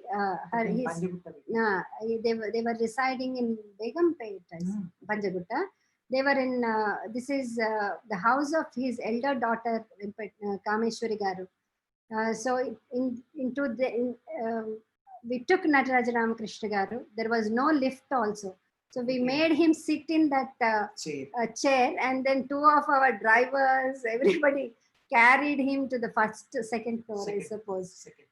We went there, and you should see that was one of the melting moments, I suppose, for us, because throughout their conversation, throughout their meeting time, both of them were crying, looking at each other and also talking about the other. He's such a great person. He has brought forth the Kuchipudi to the national level, brought a recognition. That's what Vempati Satyangaru would say. And then Master Garu would say, no, you are the one who has done such great work in Kuchipudi. I mean, you have really developed and took it to the highest of its perfection and all that. But beyond these words, it's their emotions which actually were so evident at that point of time. And we are very happy that they honored each other, gave some, it was a very emotional kind of a meeting that we saw between them. Krishna was also there, and also his childhood friends, Vakla Ramakrishna and her Lalita Garu was also there at that point. Amma was there, Master Garu's wife, Vempati Satyangaru's wife. So from that meeting, and this actually photographs, actually I did not have much. This is these were facilitated by Harshita Amritanti, who is now working with Emory University. She worked on Bhamakalapam for her thesis. She came here as a Fulbright scholar. She was there at that particular point of time. See the emotions, it was charged. Then this is one of the photos that I really like of Master Garu. That's why I included that. And then finally, those are the watching the Ramakalaprapoorna. It is the last performance that he watched actually. This is Atmanivedana, his last of the books. This photograph is 1975. So with this, we come to the end of the photographs. It's emotional for us also, because we are going through a particular timeline and looking at the different great works of all these, of this great person, who probably we may not see in our lifetime another person like him. So regarding the documentation, I was talking about writing, his writings. Besides that, he actually also documented video recorded several of these unknown traditions, and also encouraged these artists to come onto the fore and then talk about their own dance forms and also perform, gave them timely interventions, timely advices. In fact, I could see that, several of the folk performers, whether they are from the length and breadth of the Telugu country, whenever they see them, they just come running and prostrate before him. That is the respect he commanded. And it was not just these performers, folk performers. I could see that Ayagaru, and all these Lasya Nartakis would address him like that. Babu Garu, Ayagaru. That's what was the respect that he commanded. And the tiny interventions that I'm talking about, I was told that he was actually instrumental in establishing the Kapileshwarapuram Harikatha Pathshala. He had a vision. Is that when I think his vision was that once you institutionalize a particular art form, it gets structured. And once it gets structured, it gets passed on in a methodical fashion to the next generations. So that's what was the vision, I suppose. And that's why I suppose was also his vision in coming to the university, and also actually laying the foundation for the research program in the University of Hyderabad. And of course, being associated with Andhra Pradesh Sangeet Natak Academy, then being the Nritya Academy president also, he was instrumental and also cooperated with Vempati Chinna Satyam Garu in not only having the Abhinaya workshops that I was talking about, but there were 3 or 4 workshops from AP Nritya Academy in the village of Kuchipudi under the guidance of Vempati Chinna Satyam Garu for Kuchipudi. Actually, these workshops were the ones which actually structured the entire, brought in a uniformity among the teachers, because those workshops were for the teachers of Kuchipudi, who were already teachers of Kuchipudi. So they brought in a kind of a uniformity in the pedagogy of Kuchipudi, the learning of Kuchipudi, a kind of a methodical approach towards learning of Kuchipudi. So I suppose doing all these things are not things that would be done by normal people. They are not. They are visionaries who could foresee something, beyond 50 years what will happen. So we are fortunate that we could see such people alive. We could interact with such people. So I would say that this is once in a lifetime kind of an opportunity for all of us, that we were in the presence of that kind of a great guru, Vempati, Nataraja Ramakrishnam Garu, and great gurus like Vempati Chinna Satyam Garu, who gave their life to the form. In fact, he in toto gave everything of him, not just life, everything of him to the Telugu culture, to the Telugu art forms, to the Telugu dance forms. Everything of him was given. I suppose for a person who did not have a kind of was not born in a traditional hereditary family, did not inherit any legacy as such in the art, any legacy materialistically, because he left everything. Every pie was left. He started with a scratch on his own and gave everything that he got to the furtherance of these art forms. And that's what is the lesson that we all have to learn from such great personalities. I would now, I want you to see some of, because you have listened a lot. Now, because actually, many people talk about what he done. what he has done, he has. But here we can say one thing, not only Andhanatyam Perini, whatever Telugu forms, it may be Obbu Katha, it may be Chindu Yakshagana, it may be Harikatha, any art form belonging to the Telugu land, Yes. he wants to develop that. And he developed the Chindu Yakshagana how to perform on stage, because they were playing in the streets. And like that, Veeranatyam and Gargalu, everything he brought up and he making. And he introduced how to perform on stage. And not only that, the Jakulu and the Sharada Kathal, so many photographs Sharada Kathal is having with me. He wants to develop that, but unfortunately it was not happening. Actually, his festivals that he visualized under AP Sangeet Natak Academy, the 1964 All India Dance Festival, where great Javeri sisters were there, and then you have our Birju Maharaj, and his father was also there. Such great people coming together, and he never put his name. Actually, it was Vedanta Raghavaya who was made the chairperson of that particular festival. So he actually looked beyond his own self. His vision was much broader. His aims were much broader. He dreamt for the I think, for the Telugu art forms, for the Telugus. He dreamt for they becoming something very significant in the art map of the world, the globally. And forgotten artists also, like Taramati, Premavati. If he is not able to think about them, today the Telangana government is. There won't be that Bharadaris also. Yeah. In fact, I have small clippings where he is talking. We will see first of all the Padams of Master Garu, how he performed. Then I have some small clippings about his different thoughts, which actually how different things ignited him to do something. So first we have the first padam that we are going to show is the author is not known. In fact, when I was talking to him,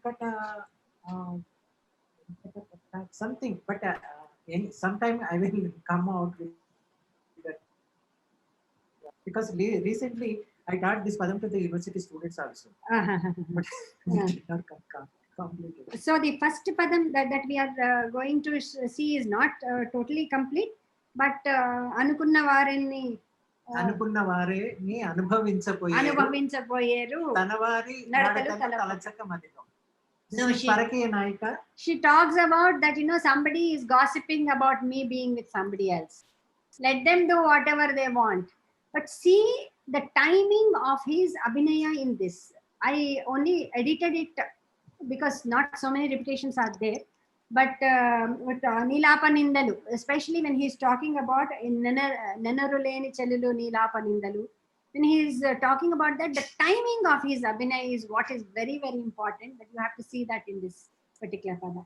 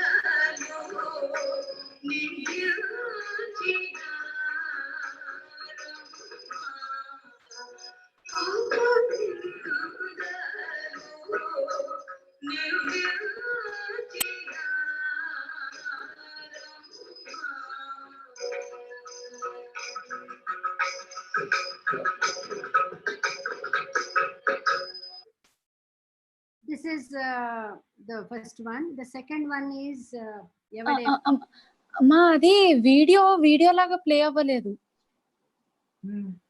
అంటే break అయి ఫోటోల్ లాగా వచ్చింది. Photos లాగా ఇలా ఉంటే అలా ఆగిపోతుంది. Problem ఉందేమో. అదే ఒకసారి మళ్ళీ ట్రై చేద్దామా ఒక్కసారి. అమ్మా ఇక్కడ స్ట్రీమింగ్ అవ్వలేదు సార్. అంటే స్టక్ అయిపోతుంది మొత్తం వీడియో ఆగిపోయి. నెట్ ప్రాబ్లం ఏమైనా ఉందా మరి? లేదు సార్. మరి ఇక్కడ బాగా ఇప్పుడు మీరు మాట్లాడేది బాగానే ఉంది. ఒక్కసారి మళ్ళీ ట్రై చేద్దాం ఒక్కసారి. మరి next song we will try. yes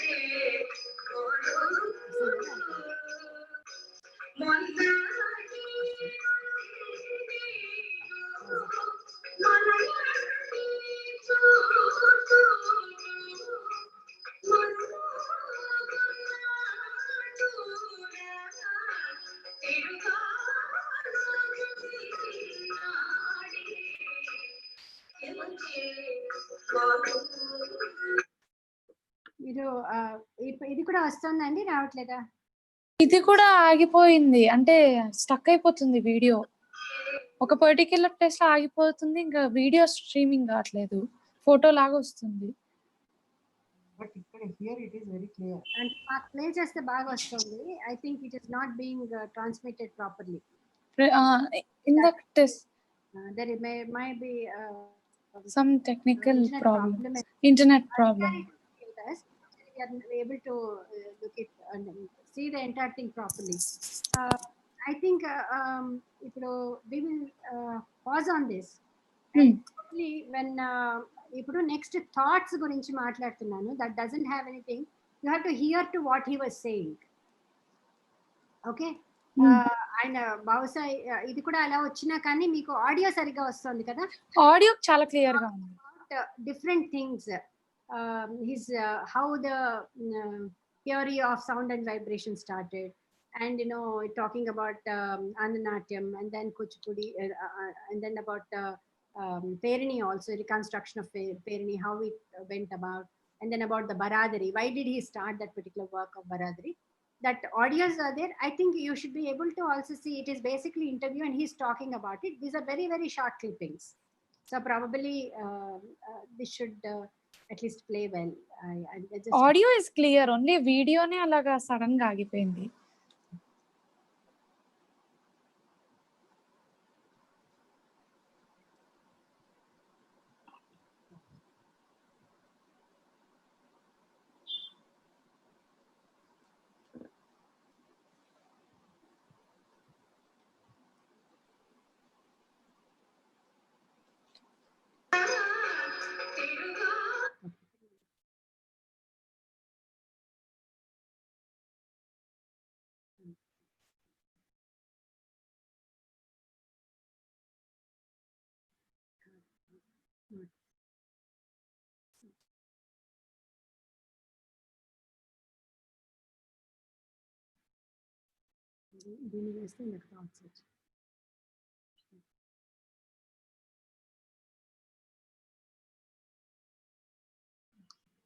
This is not ejecting, that's a problem.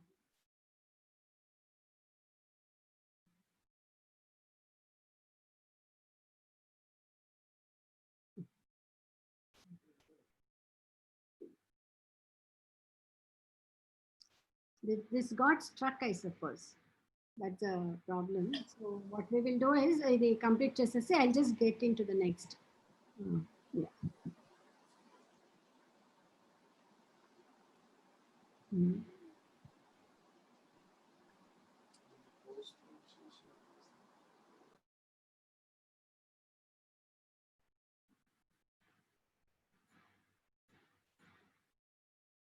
Again,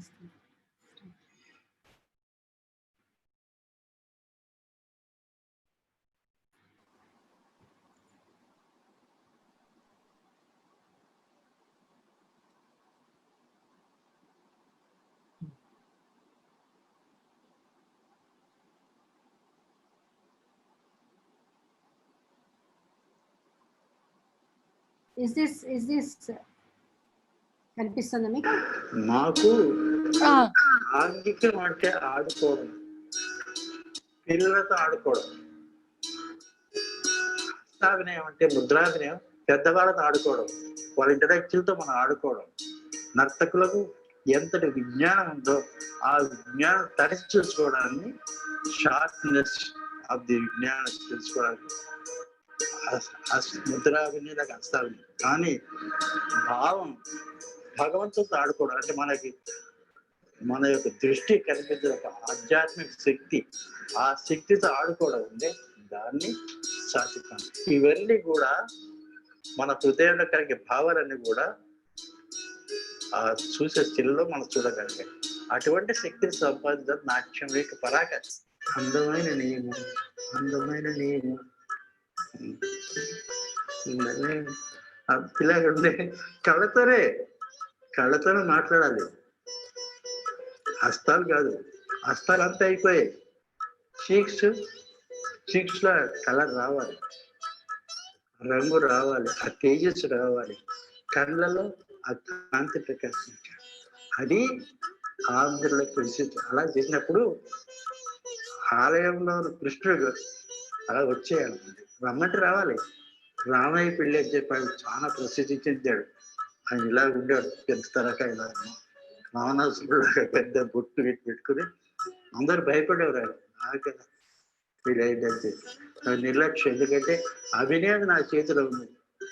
ఆయన చూసి ఇదికి హస్తములు లేవు అంటే ముద్ర లేవు అన్నాడు. నేను అడిగాను, మీ ముద్రాభినయం ఎక్కడ ఎండ్ అవుతుంది? మీ ముద్ర అభినయం ఎక్కడ ఎండ్ అవుతుందో అక్కడ మా సాత్వికాభినయం స్టార్ట్ అవుతుంది. ఇది కుర్తాలం స్వామీజీ, నేను వైజాగ్ ఒకసారి వచ్చారు, తెలుగు స్వామీజీ. ఆయన వడ్డాది బాపురాజు గారితో మేడ మీద రామకృష్ణ గారు మిమ్మల్ని చూడడానికి వచ్చారు, మీ అభినయం చూడండి. ఆయన కుర్చేసి ఆయన శిష్యులంతా వచ్చి ఆ స్వామీజీకి ధన్యవాదాలు పులి చర్మం అంతా కూర్చున్నారు. సార్ ఏదో చెప్పి చెయ్యి నాయన అన్నారు. అప్పుడు ఏం చేయాలి? ఏదో కాదు, ఈ స్వామీజీ నాకు కొంచెం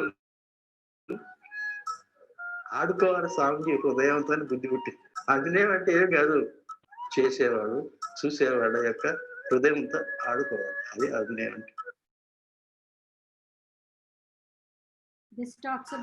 ఆమె దగ్గర నేను దినమంతా అక్కడనే ఉండాను కనుక చాలా విషయాలు తెలుసుకున్నాను. కానీ ముఖ్యంగా తెలుసుకున్న ఒక విషయం, ఒక స్తంభం ఉంటే ఆ స్తంభం దగ్గర కూర్చొని చిన్న రాయి తీసుకున్న స్తంభాన్ని కొట్టేవాడు. కొంతసేపు కొడితే ఒక ధ్వని వచ్చేది ఆ స్తంభంలో. దాన్ని చూపెట్టి విని ఈ ధ్వనిలో నీ యొక్క కంఠాన్ని చేసి పాడడం అలవాటు చేయాలి. అది అసలు నాకు ముఖ్యమైన గురూపదేశం అనుకుంటాను. అలా సౌండ్ అండ్ వైబ్రేషన్ థియరీ తెలియలేదు, కానీ తర్వాత తెలుసుకుని ఇది సౌండ్ అండ్ వైబ్రేషన్ థియరీ. ఆ నాదంలో చేర్చి అంటుంటే రకరకాలుగా ఆ నాదం వికసించేది. ఎన్నో రంగులు కనిపించాయి నాదం, ఎన్నో భావతరంగాలు అందులో ప్రవహించేవి, ఎన్నో భాషలు వినిపించేవి. ఇవన్నీ అక్కడ ఊహించుకున్నాను.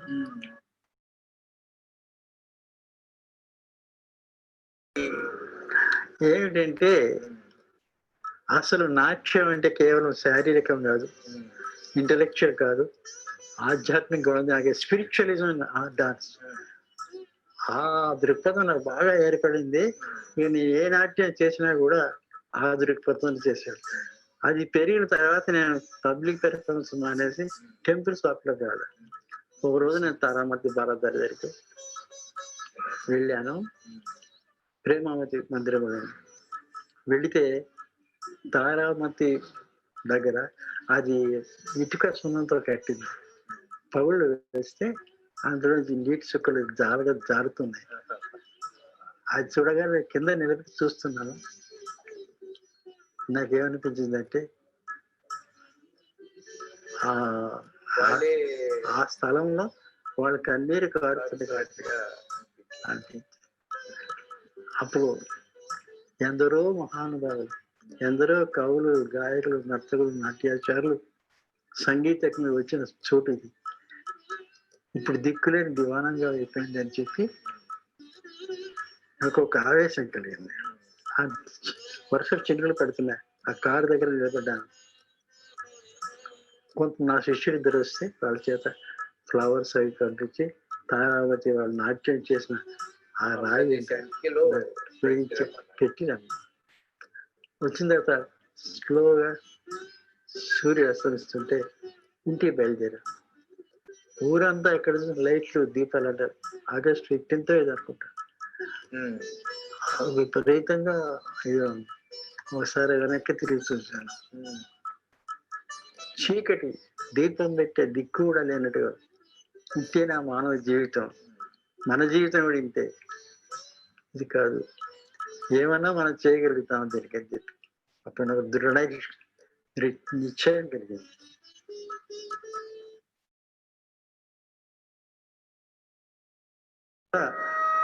ఆంధ్రుల యొక్క నాట్యంలో ముందర ఆంధ్ర నాట్యం ఏం చేసామంటే ఆ భావం ముందు ప్రదర్శించాలి.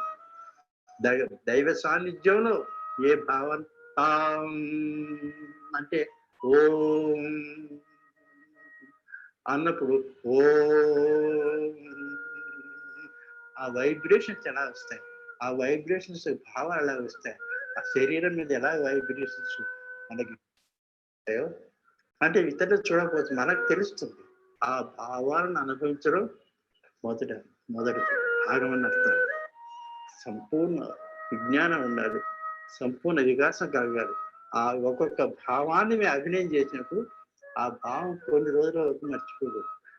ఇది రెండవ భాగంగా కేళిక అని రెండవ భాగంగా చేసేవాడు.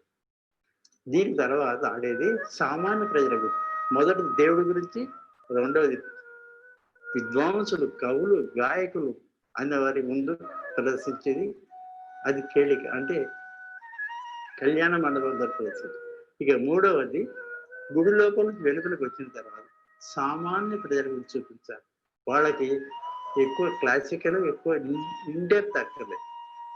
వాళ్ళకి ఆడుతూ పాడుతూ వాళ్ళకి అర్థమయ్యే భాషలో వాళ్ళకి అర్థమయ్యే విధంగా అభినయం చేస్తూ, అర్థమయ్యే విధంగా తాళాలు చూస్తూ, అర్థమయ్యే విధంగా పాడుతూ మన ఒక పాట యొక్క మన రామాయణం, మహాభారతం, భాగవతం పాట చేయాలి. ఇది ఈ మూడు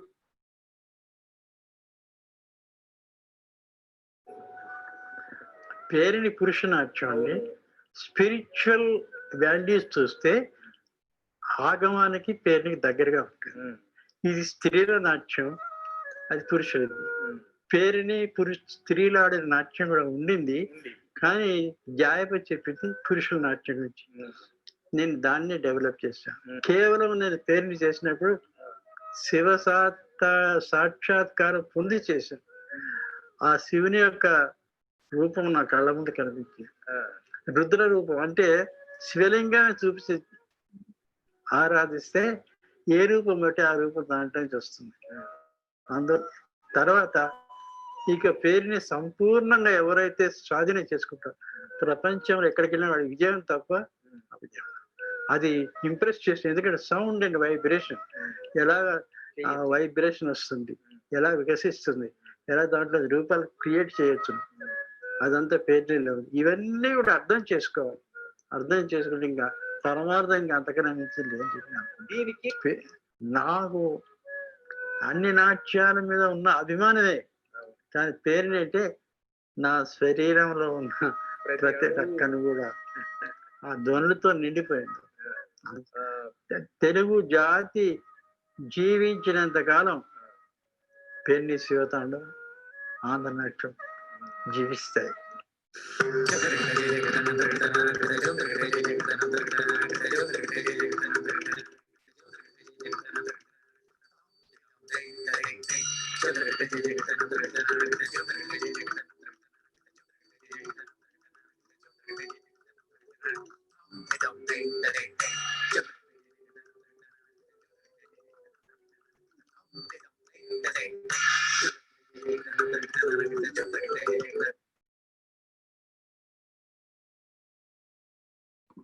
I'm sorry if the visual did not come through, but basically he's here talking about his the ideas which have actually inspired him to do some works in his life. Talks about how he has started working on Taramati Baradari and what goes into making of Andhranatiyam repertoire, what goes into making of Perini. So that way, I suppose, I really like the last statement that he gives. He says that Andhra Jati Unnanta Kalamu, Perini, Andhranatya Untai. This is such a positive note with which he talks about it. He has liking towards everything, but these two are his babies. He has actually conceived them. He actually made them bloom into the forms that they are today, and given life to so many of the performers of this particular art forms, both these art forms. I think his heart still lies in that, and he always believed that these definitely will live the test of the times. They would come out triumphant, and let us hope for that, because he is one person who is always positive about things. He's never negative. He never got depressed about things. Maybe it was very short-lived, even if there was a depression. But at the same time, he always looked at the positive part of it and tried to look at ways in which you can make it positive. So I know that there is a kind of a crisis going on, especially with these two forms. And I'm very sure that this positive note with which I was wanting to also finish this lecture is because he actually strongly believed that they would live forever. These will live forever. They would get that deserved glory that these forms deserve. And I suppose, let us all hope for that and work towards that. I suppose, I think, I should be thankful to especially the Department of Culture, which actually did these interviews of Master Garu and made documentaries of him. These interviews were done by Modal Nagabhushan Sarma Garu, and I suppose Ajja Sinkant was the one who was instrumental. He was instrumental in bringing out, and they are the documents that we have today of Master Garu. And I'm really happy and thankful to Muvva, and especially to Ramakrishnam Garu for having thought about including me as one of the speakers, because it takes hours and days together, because our not only that, experience of him. You are having association from Long your childhood, and when you came to college level, and when you came to post-graduation, you are having attachment with him. Yes. And you are because first PhD holder. One of the first. So you have much interaction with him. So that's why I asked Muba to contact you to talk about Nataraja Ramakrishna. And I think within all the 15 days, about a dance guru, many people talk about him. Many artists spoke about him, and other dignitaries also spoke about him. And on this occasion, I am very much thankful by showing all these clippings, preserving all them, and you are sharing because on behalf of Muba, I am saying, and at the same time, I am blessing Muba to organize like this, and I expect more in future also, not only performance and having all this kind of lecture demonstrations and everything, inviting by many artists and like this.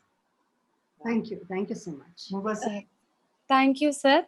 Ma'am, I want to conclude the whole 15 days session now. I'll tell about you, about your presentation, and then I'll give the vote of thanks and everything. Ma'am, today's session is outstanding.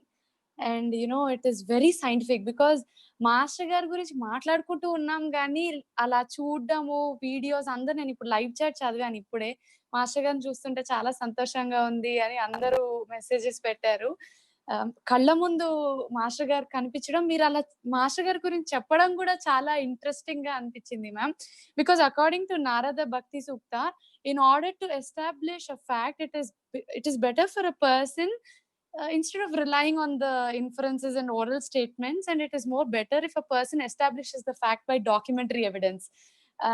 All I can say is that today your good self have given a rare opportunity to all of us again to speak volumes about Nataraja Ramakrishna Garu.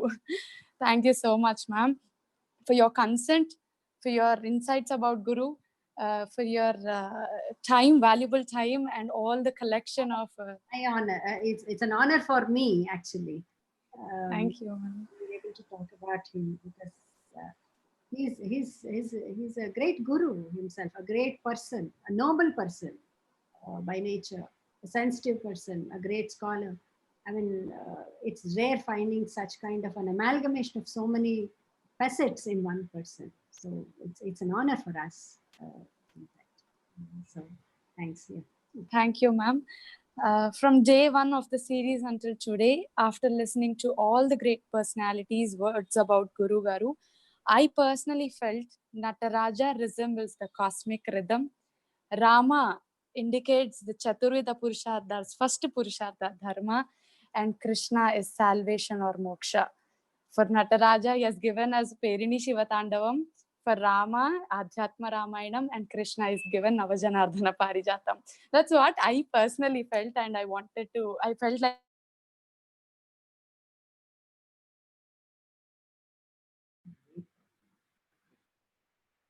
both Perini Shivatandavam and Antarnatyam to have a connection with Paramatma. As all the 15 days, each and every guest speaker has thrown light on finer personality traits of Guru Nataraja Ramakrishna Garu and expressed their opinion that art has no boundaries. It cannot be pinned down for any regional, political, or linguistic reasons. And all the eminent speakers have unanimously expressed their opinion that Perini Shivatandavam and Andhra shall get all the necessary recognitions from the government concerned. 15 days master గారి గురించి వింటూ ఉంటే తెలుసుకున్నా అంటే నేను master గారిని చాలాసార్లు కలిశాను నేర్చుకున్నాను అభినయం వారి దగ్గర కానీ నేను చాలా చిన్నదాన్ని ఆల్మోస్ట్ 8 years కూడా ఉండను 7 years అలాగా నాకు ఊహ లేని వయసులో మాస్టర్ గారితో నాకు ఒక బాండ్ ఉండింది కానీ మాస్టర్ గారి గురించి ఇన్ని వింటూ ఫొటోస్ కానివ్వండి బుక్స్ చదువుతూ అన్ని చూస్తుంటే 15 days అయిపోయింది ఈ రోజు అంటేనే నాకు చాలా ఎమోషనల్ గా ఉంది and I can't even imagine what pain and trauma Kalakrishna Garu as a son, literally a son to Nataraja Ramakrishna Garu is undergoing, and all his close associates, the gurus and the sishyas and everybody. So I thank my guru, my grandfather, Sri Kalakrishna Garu. It is my guru Kalakrishna Garu who has motivated, molded and guided me to present Guru Nataraja Ramakrishnam Sadha Smaraami. In the days of lockdown, he made us to unlock, to see the reality through the medium of art. Instead of locking down and looking down, we shall look up and contribute our might to the society and to be a responsible denizen of the world. My parents' library has helped me a lot for procuring information about the legendary Guru. I thank my maternal grandmother, K. Vaidehi Garu, for giving me emotional support all through the 15 days. I thank Sri Anjane Reddy Garu for advising me to present the dance videos before the session. Later on, due to some technical issues, we couldn't play the videos of the recorded dance videos, but it has given an aesthetic vibe starting with the dance and everything. It was amazing. And I thank all the guest speakers from the bottom of my heart for the support, encouragement, and consent. I thank my friend Bhuvana for helping me in the editing teaser. My thanks to Prerini Pavan for making posters. My special thanks to my neighbor Srinivas Garu and my friend Ashok for helping me in the technical work. My respects and thanks to all the viewers of Guru Nataraja Ramakrishnam Sadha Smaraami and the subscribers of Life and Arts Foundation. Thank you so much, ma'am. Thank you, sir. Swasti.